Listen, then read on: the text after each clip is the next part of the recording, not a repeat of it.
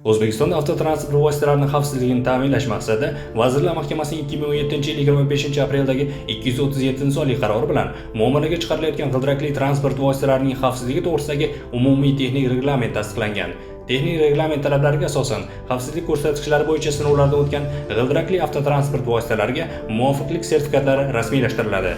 Birgina elektromagnit moslashuvchanlik talabining buzilishi avtotransport vositasidan foydalanishda, uning elektronikasi yoki boshqa qurilmalardan foydalanishda muammolarga, ayrim hollarda tegishli tizimlarning ishdan chiqishiga olib kelishi mumkin.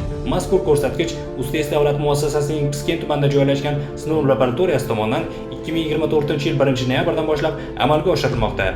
O'zbekiston texnik jihatdan tartibga solish agentligi tomonidan 2024-yil 18-noyabrdan boshlab Piskent avtopoligoni hududida joylashgan sinov laboratoriyasida tartibli navbatni yo'lga qo'yish maqsadida M1 toifadagi avtotransport vositalarini sinovdan o'tkazish uchun yagona interaktiv davlat xizmatlari portali MyGov orqali elektron navbat olish imkoniyati yo'lga qo'yildi. Elektron navbat joriy etilishi natijasida uzoq kutishlarsiz sinov jarayonini qisqa muddatda yakunlash imkoniyati ta'magirlik va aldovlarning oldini olishga xizmat qiladi. Foydalanuvchilar uchun qulay va tushunarli tizim yaratildi.